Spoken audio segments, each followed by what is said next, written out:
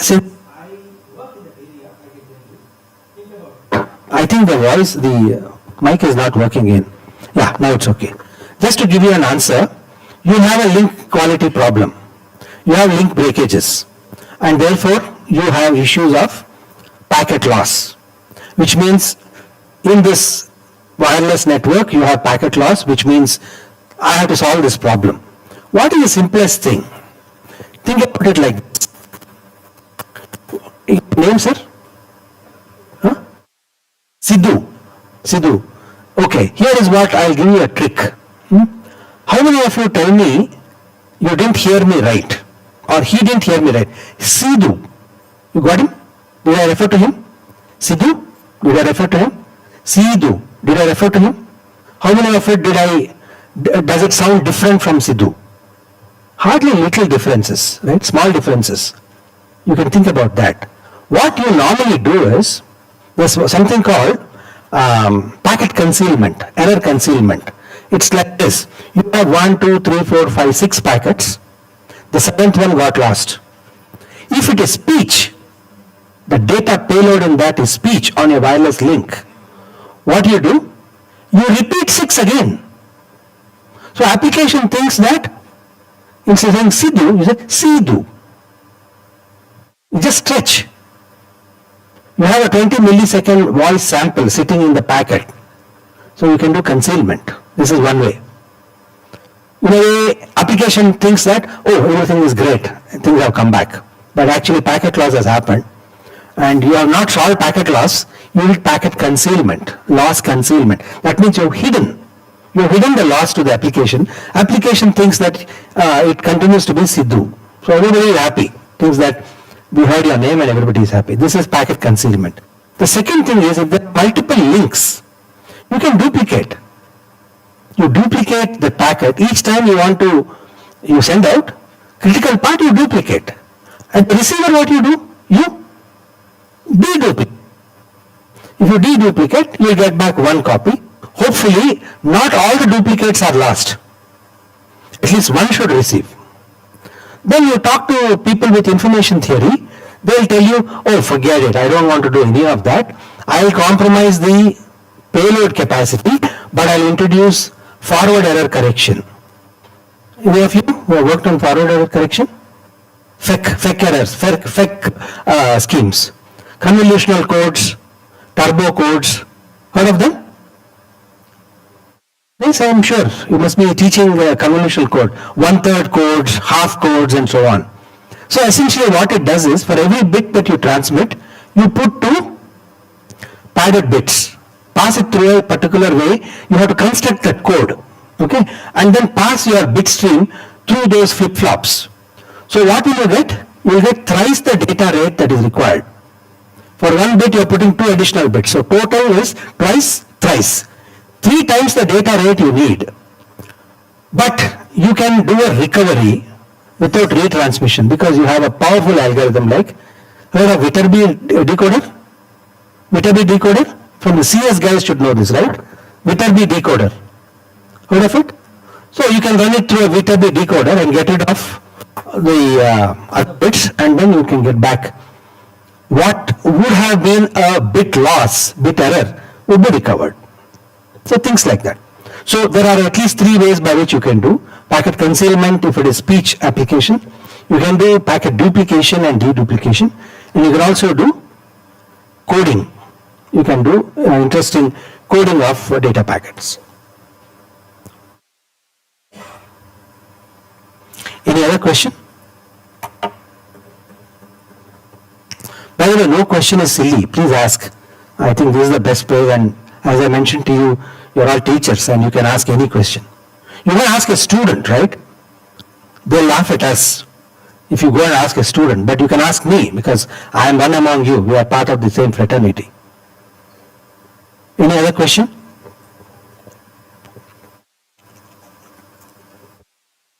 Am I going too fast or? No, it's okay. I have how much more time? I don't even know this. 2 hours. Oh my God. I don't have. We'll see how it goes. Some of you have had a good nap. It's okay. I hope you have woken up already. Okay, so here's what I wanted to say, that many works build upon them, make an effort to extend them, and that's essentially what it is. Now I come to these journals and citations and so on and so forth, the boring part. If you do the first part correctly, you can easily fit into this. But for a matter of completion, you should know it. Okay, so that's why I thought I will put this also. See, anytime you publish a paper, take Venkat's paper on radar. It has some 18,000 citations. I don't know how many it has. Have you had a quick look at it? Radar's citations in Google Scholar. If you do Google Scholar radar, you will see 18,000 citations. But it has taken him 24 years, right? He published in year 2000. So, but it builds all the time. The citations are going up each time. Gupta and Kumar's paper also starts increasing in citations. So, citations will take time to build. But once it starts building, if it is a fundamental paper from the Anand Sagar College, if it's a fundamental paper, take it from me, it will only keep on building in its citations. Okay? So impact factor is typically associated with academic journals and not so much with conferences. I don't know if you know about it, but I'll just tell you some of the jargon which will help you to understand many things about conferences and journals. For conferences, this is a recent thing. There's something called a site score. Heard of it? There's something called site score, and then there's a H index also for conferences, and of course there is conference ranking systems. Also you must have heard of these things. Does everybody know about it? Hardly people know about it. So should I skip this? Okay.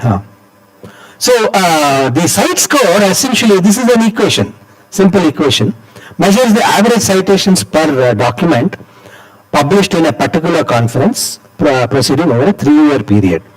It will have a Scopus database. Essentially, it's an indexed database, and Scopus is one of them. Web of Science is another one. Many such databases are available. Web of Science essentially is paid, right? I think it is a paid thing. There is something, this site called Clarivate. You have to, I think institution will get a login. Use the institution login and then you check out on what kind of citations,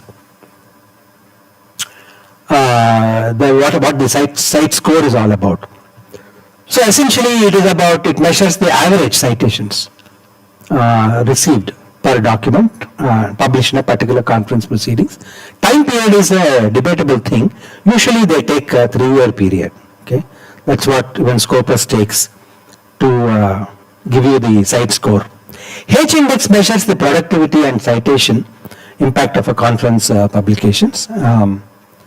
So here is what it is. A conference has H index of H if H of its papers have at least H citations each, and the other N minus H, N is the total number, papers have no more than H citations. It's very simple. You have 15 papers or 16 papers cited 16 times, your H index is 16. You may have any number of papers. If you have 16 papers that have been cited 16 times each, then your H index is that number. Essentially, that's what this means. Impact factor and site score. The impact factor is a measure of the frequency with which the average article in a journal has been cited in a particular year. Okay, so this is interesting. The impact factor is a measure of the frequency with which the average article a journal has been cited in a particular year.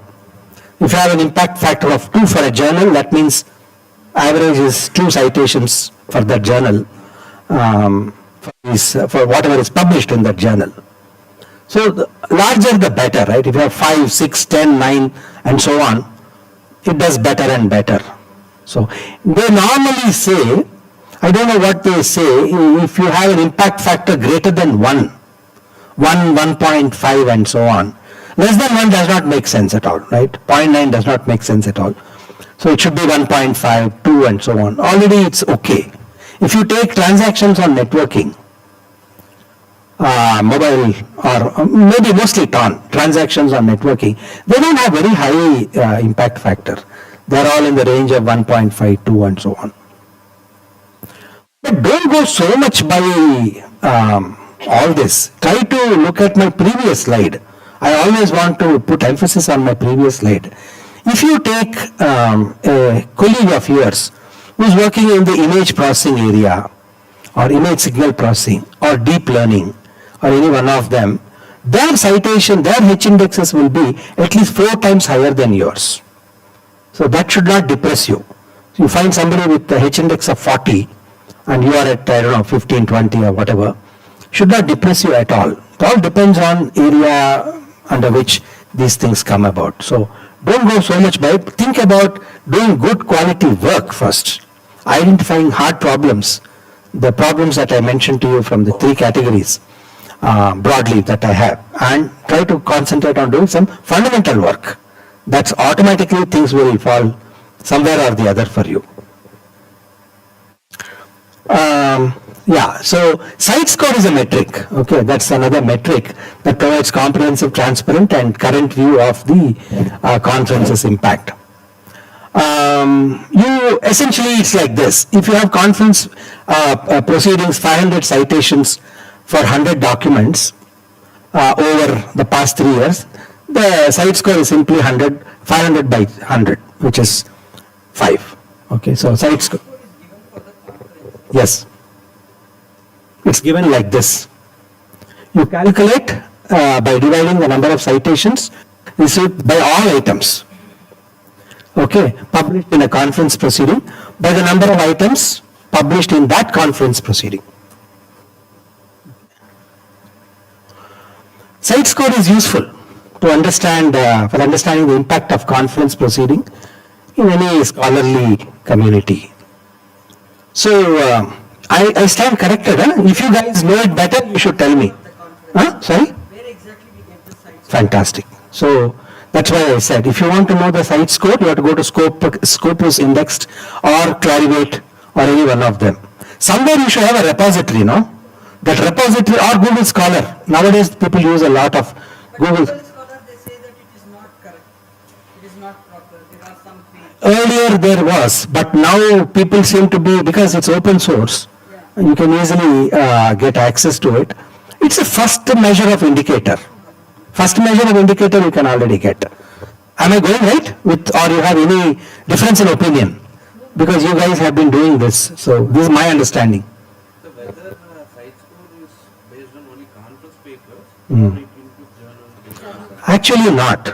From the way it is supposed to be given, it should be based only on the conference.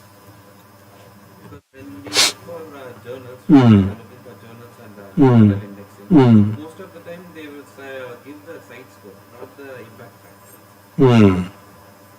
So there is this is the problem. I don't know how to answer you, but let me put it this way. Have you not seen a peculiar situation happening now, where if you submit to a conference, that conference will tell you some of the papers submitted to that conference will go to a journal. That has become a norm now. For example, Elsevier is fully tied up with some Bangalore conferences. You take CompsNets. If you submit there and you get a good paper, you get the best paper award, you're automatically into Elsevier. Now, question is, what will you give? Site score or journal? These are the issues. Gray areas, sir. Gray areas. But on paper, if you look at how it is supposed to be done, the only metric for journals is impact factor. That is what it is, at least on paper. But it's possible, as you said, these are peculiar issues that seem to be cropping up. Now, H index is a pretty straightforward thing. Even this is there for conferences now. H index has become quite common. Measures essentially productivity and citation impact of a conference publication. A conference has H index of H. If H of its papers have at least H citations each, as I mentioned, it looks like a tongue twister, but in very simple terms, if you have 15 papers which are cited 15 times, your H index is 15 or whatever number. So this is what I had. Assume a conference has 200 papers. H index is 15 means there are 15 papers with at least 15 citations each. There is also this core. You must have heard of this. There's something called core. Conference ranking for computer science and electronics. Heard of them? No? Yeah, this is something that seems to be catching up now. You have categories of A star, A, B and C based on their quality and impact. A star means flagship conferences, high quality, usually with significant impact factor. And excellent conference with high quality proceedings. Good conference with solid proceedings.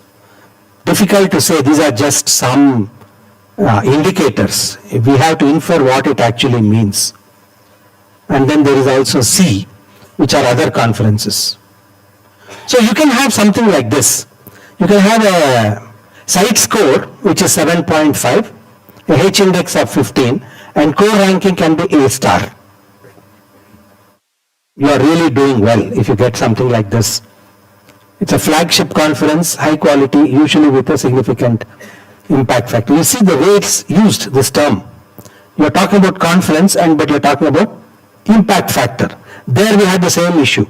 We had site score, but we were looking at journals having site score. So a little bit dicey here.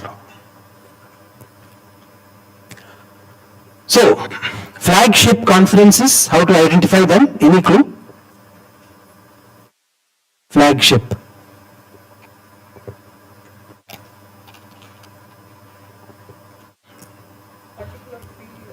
Particular field, yeah. How many years they are doing, Correct. how long they are doing. First thing is you can look for whether it is look at least in your area some of the top papers which are published in your area. Where are they published? That would be a first level of indication. For example, look at Venkat's paper on radar. Find out where did he publish this. Okay, I'll give you a first level indication. Looks like that's a good conference to go and attempt to put it there. Heard of SIGCOM? ACM SIGCOM? SIGCOM. It was held in 2010 in India, Delhi. Large conferences cannot be held in Bangalore. The biggest conference center that we have is, I think, Nimhans Center. And that's the only place where we can go and do these conferences. Otherwise, there are no major places. Hyderabad is good. Hyderabad, they have good conference facilities. Delhi, of course, being a capital city, has a lot. So, SIGCOM was held in Delhi, 2010. Fantastic papers out there. Okay. It's an ACM conference. Then you have other ACM conferences also. ACM generally, they are very top conferences out there. You have Moby Hawk, ACM Moby Hawk. You have MobyCom, ACM MobyCom, ACM Moby Hawk. By and large, Moby Hawk, MobyCom, these are conferences which have only one track. They have no multiple tracks. Single track. That means everybody comes to the conference. Every one of us are together on all the days. No splitting up into multiple tracks. Okay? That it must be a single track, solid flagship kind of the conferences that we can talk of. Okay? And then there are tier 2. Okay, in the same breath, if you look at IEEE, you have IEEE Infocom. Heard of Infocom? Infocom is a top conference out there, right? If you have a paper in Infocom, means you have done something quite significant in your work. ACM Census is also an important conference, very hard to get into. Then you have CPS Week, which is a famous conference also. Things like that. So very easily you'll be able to identify. And as I said, don't get carried away by all that. If you have done good work, if you have done quality work, it will stand out by itself. It will stand out. Gupta and Kumar's work or Radar's work. Why you need to do anything? Or that 6G modeling work. If you are the first one to have done it, there's so much of novelty in it, innovation in what you have done, you have put it to a good conference, automatically it will get accepted. It will. And there's no second thought about that. That much confidence I have in most of these flagship stuff. So these are tools to measure. Somebody asked me about databases and so on. I thought I should tell you. Scopus is the largest abstract and citation database of peer-reviewed articles. It covers a wide range of disciplines, provides citation metrics, author profiles and so on. It assists researchers to assess the impact of research. Clarivate is another one. It's a private company. It's an analytics company. It offers products and services. There is this Web of Science, which is a product from Clarivate, and it is widely used to track and analyze scholarly literature, citation metrics and so on. So, folks, that's all I have. I'm now going to tell you what I learnt in the process of writing papers. If you're okay, we will start a few things. Would that work? Okay. No questions here? Okay. I want you to open, there's a doc file which has 3 links to 3 YouTube links. Open the first YouTube link. Now this is about really the game. You have one hand and you want to write a paper. Question is, I want to get to being in the top quality publication. I am interested in a top quality publication. It's just not enough if you have a great idea. You have to write it well. You have to make sure that the reviewers are able to interpret that paper well. So what I did was, for this particular workshop that I wanted to spend time with you, I picked up something from a colleague of mine who was, he has been associated with us for a while. I thought his perspective will help you understand it better. Can you play the first video? The video on how to write. In any paper, if you look up, you write, the first one is play that. And I don't want you to play the full video. I'll ask you to stop. You can stop at some places and then we can do it. This essentially, if you look at any publication, you'll be looking up at things like abstract, right? You have abstract, you have introduction, you have related work, and then you have the body of the paper, and then you have conclusions, discussions and so on. How do you write an abstract? Before you get on, how many of you have an idea how to write a good abstract? What should an abstract contain, which will help you to write the abstract well? See, ultimately you have to write quality publication. That's the idea of being here, right? The tips that you need are essentially in that space. So let's see, if it comes up, that will be useful.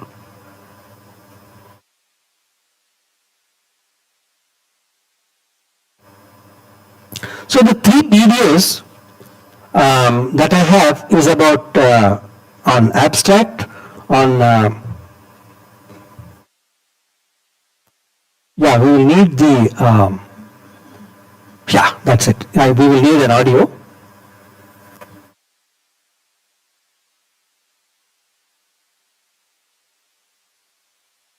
So this guy is known to us. His name is Simon Silvestri. So first of all, stop it here. Just stop it here. After that, I will add the. So you look at this. Very, very useful information. Useful for you to write up your abstract. Short summary of the paper. Common to both journal and conference publications. It is just common. Okay. It should provide an informative summary to potential readers, editor, TPC members, whoever is reviewing all these. TPC members are typically the ones who will be reviewing your work, right? So it should cater to them. So you should know who are my clients, who are my customers who are going to read my paper.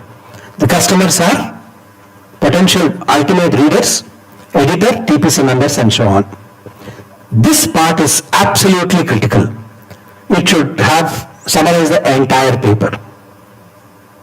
I mean, you may say that, yeah, we have PhDs, we have done all this, and don't give us this gyan. But honestly, friends, I think that following this has helped me a lot. Okay, so that's why I'm sharing this with you. Okay, you may already know it, but I think very important. What you should do is, you should have a problem. You should state, the state of art should be mentioned, novelty, approach, and results. I'll give you an example. I was telling you about this LoRa thing, right? You can talk about the problem. LoRa is a technology, it's a wide area network, it can connect several hundreds of nodes, and it can provide you connectivity and so on and so forth. But the current LoRa technology usually supports spreading factors starting from 7 to 12, and 12 gives you the least bandwidth and 7 gives you the maximum amount of bandwidth. And you need to support many more nodes. You need scalability issues. You want to make sure that time on air has been reduced and so on. That's a real problem. That's the gap. And we need to address that. Current solutions out there do try and make an attempt to solve this problem, but they're either too much deep into analysis, where no implementation is a possibility. Just on paper they have been done serious analysis, and no researcher has ever proposed a way by which this can be realizable on physical platforms. So that's addressed.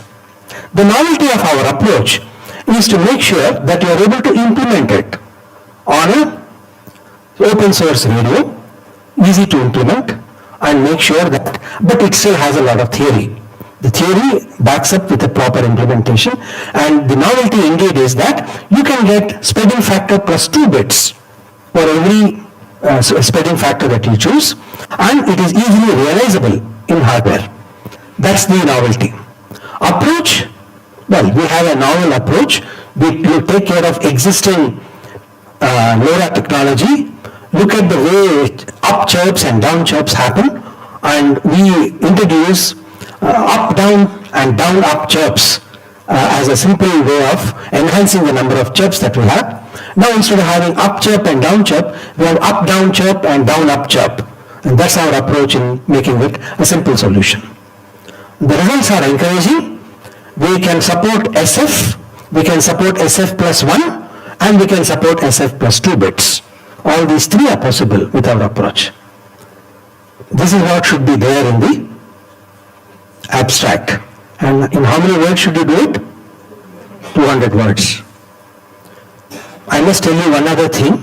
When I was deeply doing my research at IISc several years ago, I had a postdoc friend. Okay, she had finished her PhD and she had just joined our department. And she came and asked me, Prabhakar, on what area are you researching?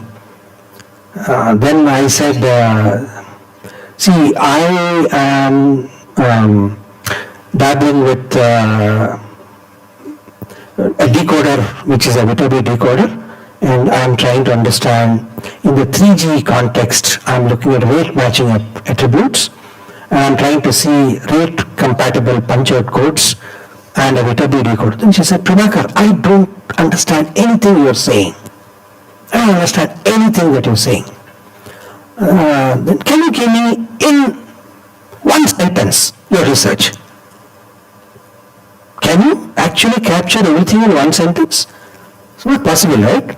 Then I told her, give me 1 day. Give me 1 day. I'll come back and tell you.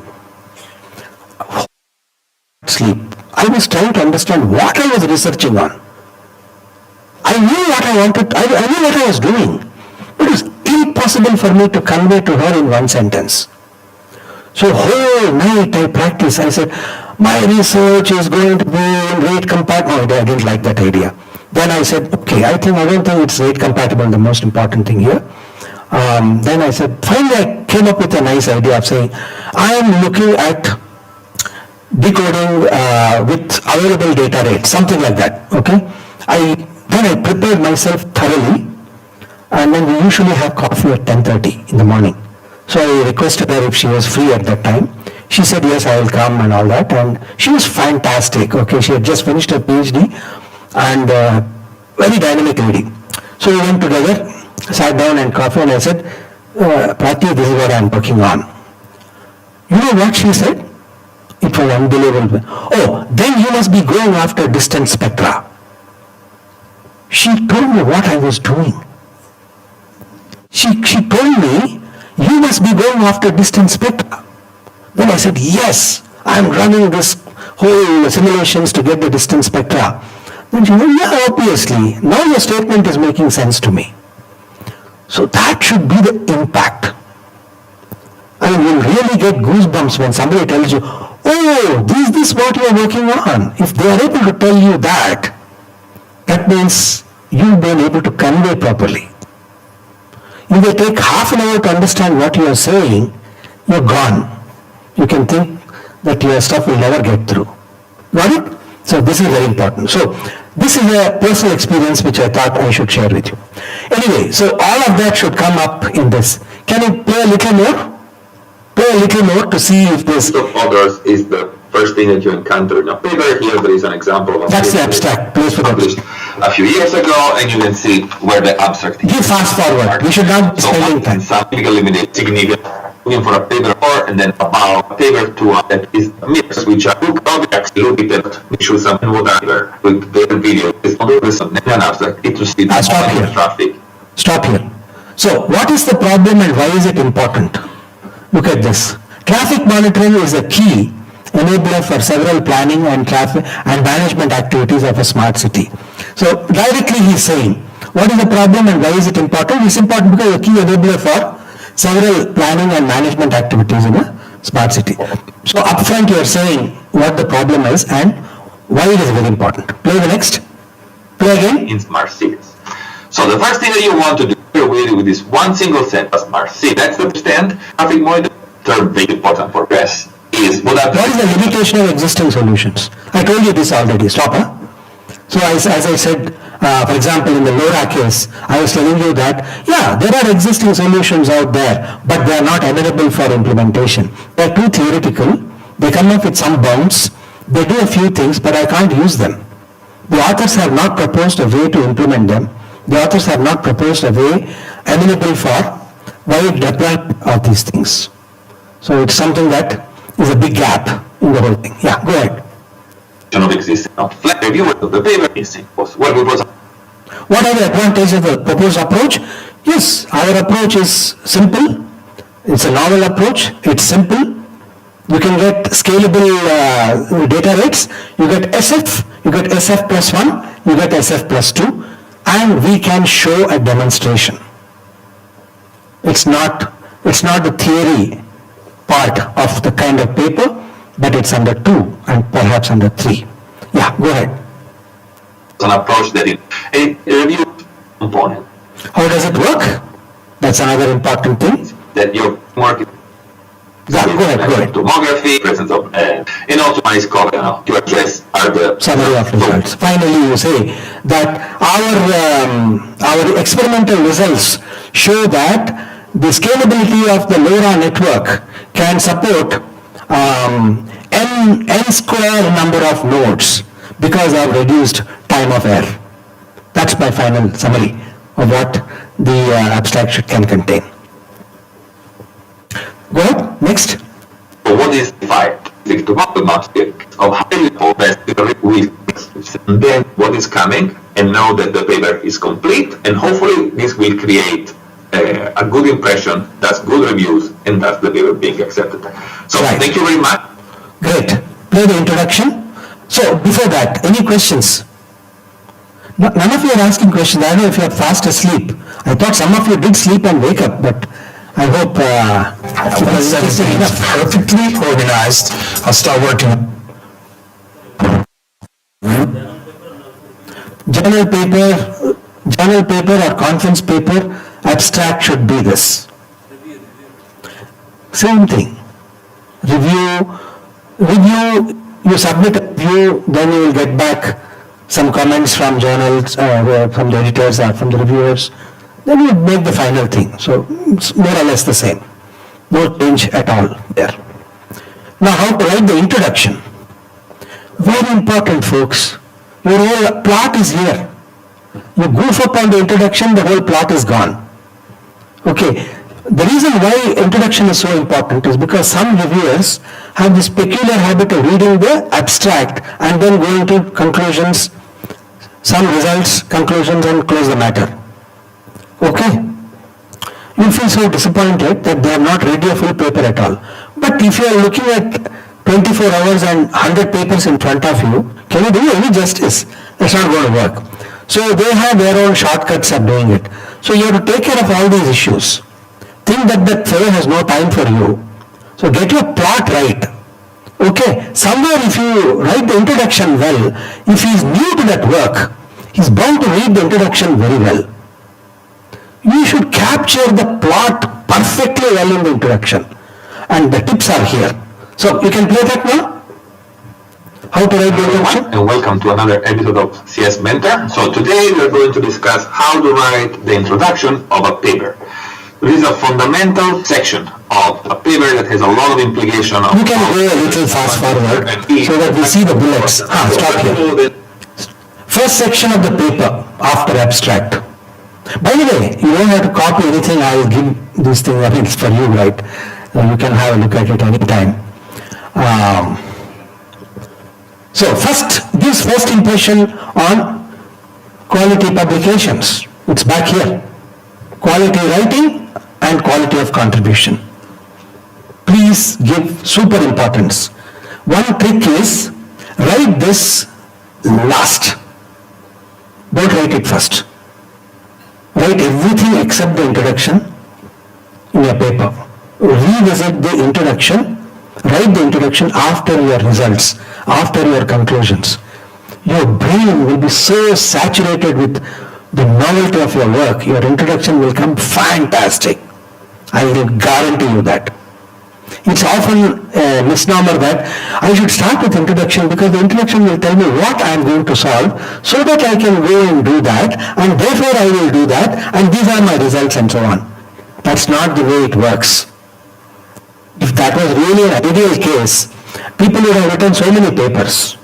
You start like that, but then you get counterintuitive results, you don't know what to do, and you are stuck badly. You have to do some tweaks here and there and then get back your results, and then you go back. So which means, if you write the introduction first, you are bound to change it, because your results will not reflect what your introduction was originally meant for. So don't write the introduction first.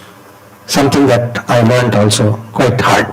So, quality of writing and, by the way, Elements of Style. Have you heard of this book? Elements of Style. If you have not heard of it, you have heard of it now. Go and buy it. I think it costs 600 or 800 rupees. Buy it, folks. It's fantastic. Purchase it. Author, Strunk and White. Elements of Style, Strunk and White. Can you Google? Can you just Google, please? Just open a Google screen and Google for Elements of Style.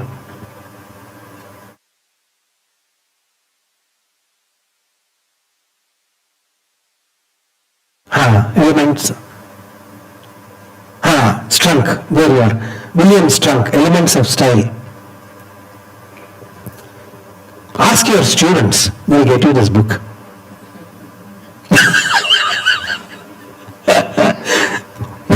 I don't want to say anything more, okay? It will help you to write super amount, good English, okay? In spite of the fact, or despite the fact that we are all studied in English medium, and some of us are from Kannada medium, or some of us are from different writing is a skill by itself. And you're writing a scientific thing here, right? So you should read this book to even before you start writing. Okay, go back. So here you are. You set the expectations here. You must keep the reviewer mindset in mind.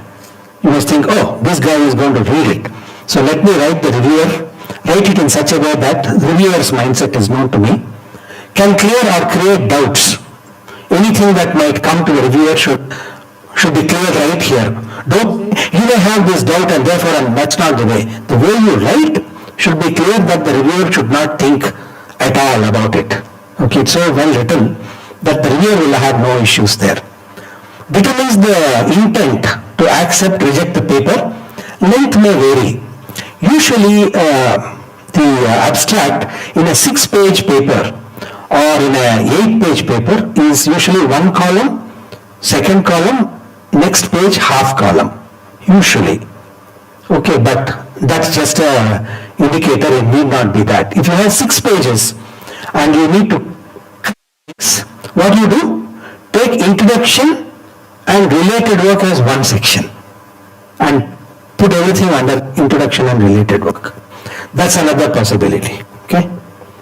All right, let's move on. Can you play a little bit? Is good is the introduction of the information. This is where it comes, the introduction.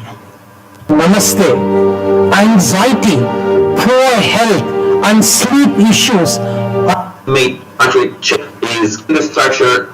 defines the story, motivation of the paper from very general stuff to being very specific.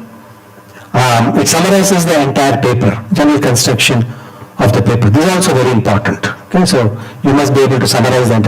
In this work or in this paper, our contributions are 1, 2, 3, 4. So beautifully you end the introduction by saying, these are your contributions in this paper. Yeah, there you are. You see, big problem, like a funnel. State of art, your contribution, results. This should be the way the introduction should have. By and large, these guidelines seem to work very well. Please follow them. Okay, next. Structure of the introduction. So, some higher level of vision. Another is the start of this paper. What is the introduction to this paper? Also, to the specific. Defines the context, builds the mindset of the reader. Reviewer should understand it. It is an important problem. Agree it is a current problem. All of that should happen in this big problem itself. Okay, very important. Next. Problem here that many people are to discussion. In your discussing a problem, then after you discuss. State of art. Summary of what has been done till now, nothing to do with your work. State of art. What is the current state of art of that area? Limitations of existing approaches. What is missing? And stay on track, no false expectations. And reviewer should feel that your paper is needed. Say, this guy has done something. I think I must read it more so that I understand where this author is trying to fill the gap. Okay, that should come as the introduction progresses. Yeah, go to the next. What has done is not going to be the show is not up this, do this, do it. I think solution.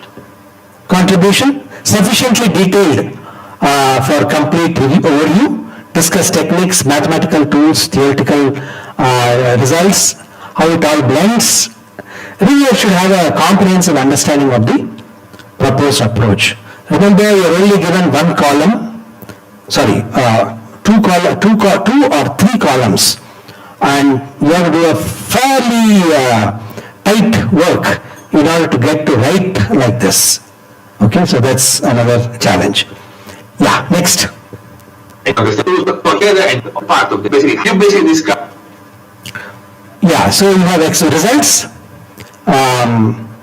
real experiments, simulations, specific tools, comparison with state of art, performance metric, numerical examples. Reviewer should agree that your validation is well designed, agree that your approach improves, outperforms the state of art, and so on. So all of this should essentially come in your paper with all these things by and large well covered. Next. This can make problem or solutions. Here end of this is you can conclude. Structure of the paper, bullet summary of contributions, section numbering, not required especially for short papers, which is okay. Come to the next. List of questions you may again. If you can please subscribe and like the channel, this would be helpful in order to spread this content even So, further. Thank you folks, very much. by and large, this is what you should keep in mind. There's a third video, which we can also put it up, which is on related work. This is damn crucial. This will nail your work, actually. And look at the last bit that quick and efficient way to convert PDFs into presentations without the hassle of manually. Hello everyone. When you submit a research paper, there are three fast forward till you see the... Yeah, stop here. This is abstract introduction is done. You have two possibilities to write the related work, and you will see this more and more appearing in several papers. You can insert the related work either here or you can do it here between proposed solution and you can do it between results and conclusions. You see a gap here? You can either insert it here or you can insert it here. Both approaches are fine. Don't worry about it. Both are fine. If you are happy doing it here, put the related work here. Otherwise, put it here between results and conclusions. Okay? So where to come? Two possible places where you can come. What should it contain? Let's see further what it should contain. Okay, play. Look at the general situation, the problem you want to. Go fast forward. I explained this. So there's a... Describe in the Yeah, go ahead. section. And sometimes it's a sentence different. So you want to type like, hey, it's just, and that's it. Like, and section. Taxonomy of literature. Work. When you are doing related work, go ahead. Interesting about the Related work and their limitations, proposed solution, and its advantages. So there you are. Go ahead. story. Why question setup and you argue What is missing? Stop here. Folks, after you do the taxonomy of literature, what falls out is this. This is what you are trying to do in your paper. Just follow these little things. Look at the quality of your own work. You'll just spiral out. Okay? Yeah, next. research. Consider reality around expectation. So Setting wrong expectations, these are all common mistakes. Writing something astronomical, not able to meet it, a reviewer will come and bash you up. He'll say, whatever you have written in the introduction and set your expectations, none of it you have proved. You have not proven anything. You have written all some utopian stuff out there, but your paper is not even addressing any one of them there, and so on. So don't get into that situation at all. Yeah, next. Lack of focus. lacks post, so it is very hard to you don't want to have Missing new important papers. This is most often the problem. You will be in your own frog in the well situation. You would never have reviewed the latest of the papers. Some paper you would have taken, found a gap there and said, I am going to do my research in this area, I am going to ask my students to do in this area, and you will start researching. In 6 months, 3-4 new papers would have come. You won't have quoted. Reviewer gets it and said, hey, this paper, you have not quoted some important papers. In 1 year you are lost track. What does it mean to remain current in your area? You have to keep reading literature. You know, the way our adrenaline pumps when we work with students at IISc, a fellow is sitting on a fantastic problem, my student, and I tell him, yeah, this is good, we need to get it out soon. And he says, yeah, sure sir, I'll work on this and all that. Then something happens, he falls ill, then he's taken his bike, he has fallen down, he has a leg fracture, he goes home and then comes back and something, all these 3-4 months all out. Then what are you going to do? Everyone is so nervous about the whole thing because 4 months can make a difference. And you can have a lot of papers in the middle that could have got published and your idea is gone. So You have to be aggressive once you realize that you have a good paper. It should be aggressive enough to get it out. So that's a very important thing. Yeah, go ahead, play. By the papers and venues, let's say any Missing important venues. Yeah, go ahead. paper and the Yeah, so this video. Thank you very much for watching and yeah, hope to thank see you very much, guys. This is what I wanted to also tell all of you. I have two more things I'm going to tell you. I'm going to tell you one success story and one failure story. So there is a document. You can open up that. That's, I think it's called Papers 1 or Papers 2. I don't know. You pick one of them. Let's start. You want success or failure first? Failure is better, no? Failure is better. So let's see if we get the failure paper. Just take reviewers paper.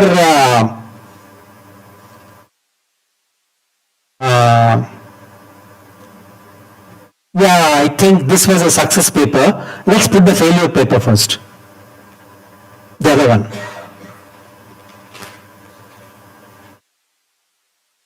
Yeah, this is a paper we wrote up. This is not very old, huh? This is all very recent paper. This is all 4 months, 6 months kind of thing. The paper is, okay, we put it to some of the top papers, conferences there, and it didn't get accepted. Did not get accepted. Okay, I'm repeating. So I have a failure. So and I'll show you why it failed. This is Hotnets, very prestigious conference, and we wanted to have our name there. It's called Edge P4, a P4 programmable edge intelligent Ethernet switch for tactile CPS systems. You can invite me again. I will come and give you a talk on tactile, but not today. Okay, so that's another thing. So come down. Stop here. So 191 reviewer A. This guy is a bit more decent. He says he gives a weak accept. He says great. Some familiarity, likely, come down. And comments. The implementations of grip control and tremor suppression algorithms on P4 is impressive. I'll tell you what I did in this work. That will give you an idea on why this guy got rejected. See, in any microsurgery that you do, no? You're doing brain surgery and all that. Each one of us, irrespective of our age, we have tremors. These are called physiological tremors. You can't hold something stable at all, impossible. Okay? So, what they do for brain surgery is, they have an anti-tremor algorithm which will stiffen your hand so that the microsurgical tool will not shake when you are doing brain surgeries. Very important, you should not shake. But if you are doing robotic surgeries, you can suppress them. And we had proposed a way to suppress that. That was the real thing. To run edge intelligence on how to introduce edge and all that. On suppression of tremor. We had proposed the problem. We explained the problem to the reviewer. And we solved it also. That reviewer did not like. Instead of saying, yeah, I know the problem and I know how to solve it, then why are you writing the paper? That was the critical part. And I'll show you exactly what the reviewer said. So this is just a suspense build up to that. I have two comments. The reviewer comment. Turns out this is not the first paper to offload robotics control to P4 switches. Please look up NSDI 22. What did I tell you? Current work, current literature. FUT. You see? He is pointing us to a paper which we did not refer. And we published in, we tried to submit this in, it was 2000 last year. So this is April, right? So I think October we had submitted sometime. So 22 you didn't see, man. You are writing a paper in 23 and you haven't looked at current literature. Gone. You're out.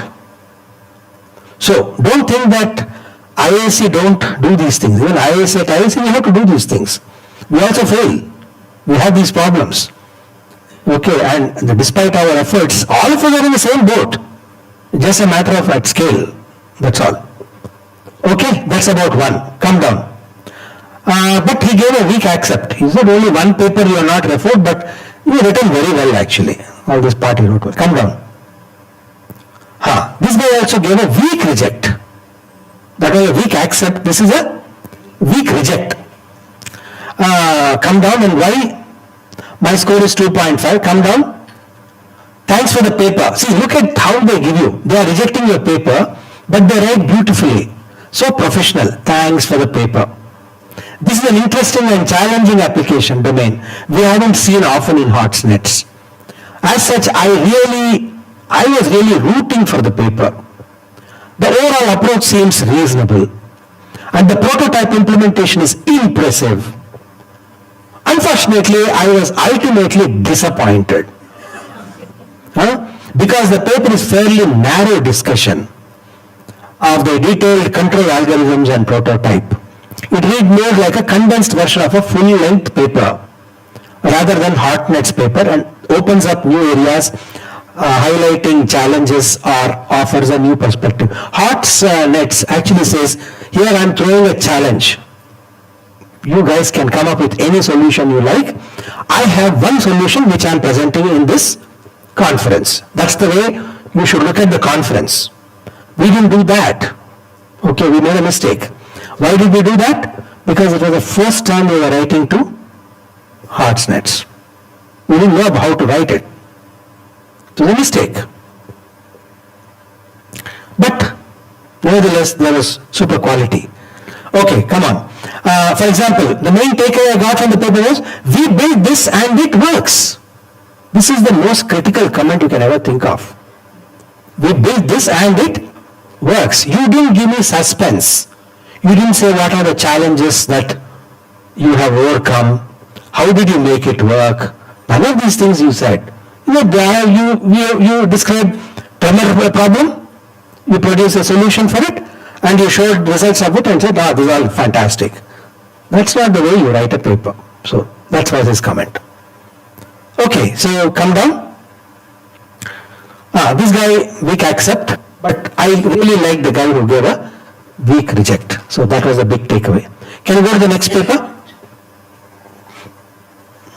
Right. This is a success story. Workshop reviews. Come down. Stop here. Strengths. Design and implementation of this. All fantastic. Weaknesses. Look at this. None that I could identify. So comprehensively written by my student. A fellow had real difficulty even to find the problem on what can he comment on, right? That was another thing. Is the testbed available for public use? So I was asking some questions like, can it be a testbed that I can use and so on. Come down. So that's about it. Come down again. This is, by the way, top one was what? Accept. Just look up. Go up. It starts here. You have to come down. Keep coming down. Come down. This is, down. Yeah, so you can stop here. So reviewers are saying, great work. Thank you for an interesting read. So you can see, are you satisfied with the things and all that? I think network measurements is written. Come down. Come down, please. Come down. Stop here. So this is strong accept. You see? 5. Strong accept. Then reviewer 2. Familiar. I am also familiar. Now he says, down. Stop here. What are the weaknesses? Come down. It is unclear that this testbed can be made accessible to other researchers. You built a beautiful testbed, but can XYZ can use it? Not clear. In some parts, the author should be more specific and all that. Come down. Again, strong accept. You see? Perfect match where each of the reviewers are saying, great work. This is very good. Come down. Third reviewer. Come down. Let's look at the weaknesses. Stop here. The paper would improve significantly if information about the implementation details were provided. Particularly the challenges of integrating all these different software in their system and how they overcame them. The authors are requested to address the weakness. Come down. This guy gave 4. Weak accept. 2 strong accept, 1 weak accept.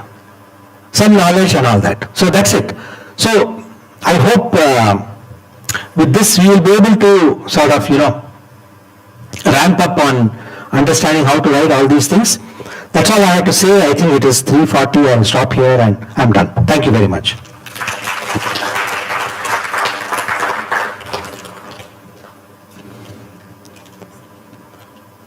More questions? I am more than happy, but I think this is what I wanted to cover.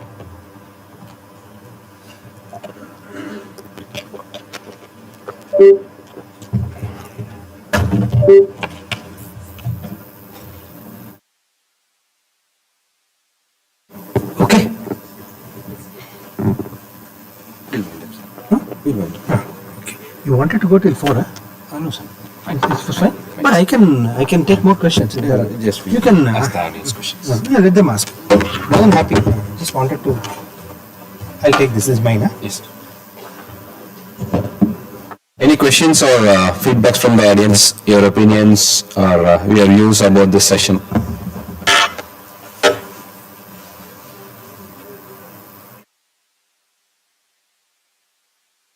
Anybody from each department? Sir, Mike. Yeah, where is my bag? I didn't see.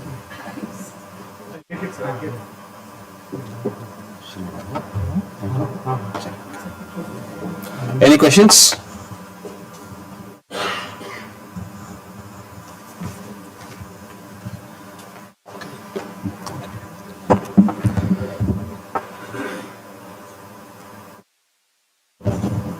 Thank you, sir. Thank you for the wonderful session.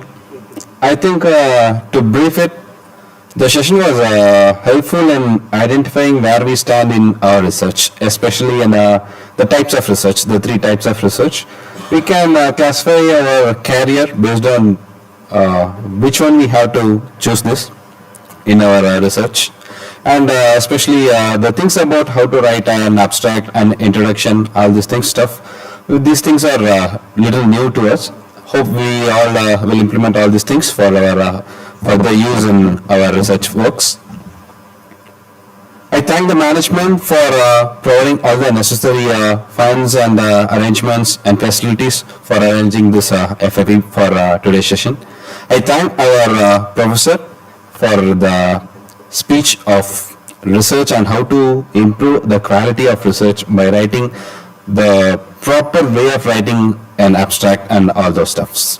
I thank all the heads of the departments, our senior faculties and all our faculty fraternity for the session, and I thank all the technical and non-technical staffs who helped for all the session arrangements and so on.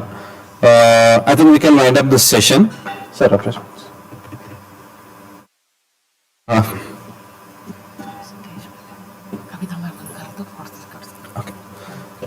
I would like to request Dr. Kavita ma'am to hand over a token of thanks for our today's session speaker.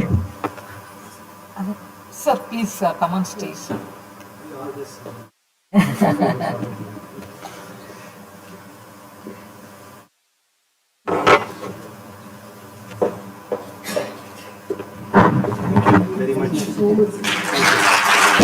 Thank you, sir.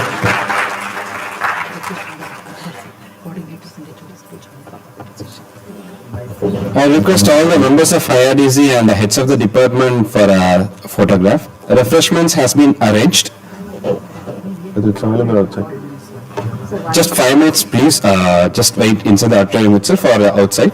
It takes under 5 minutes because we have ordered for 4 o'clock. Yes.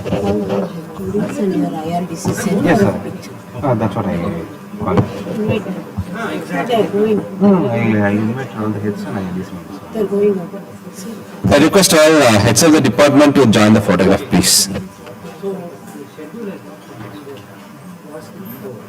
invited HODs very fast.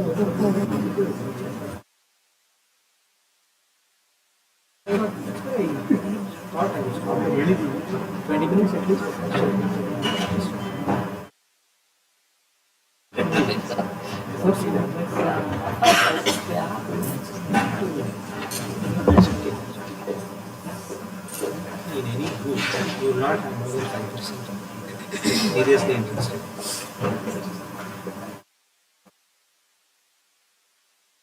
IRDC members, HODs, please join for photo session.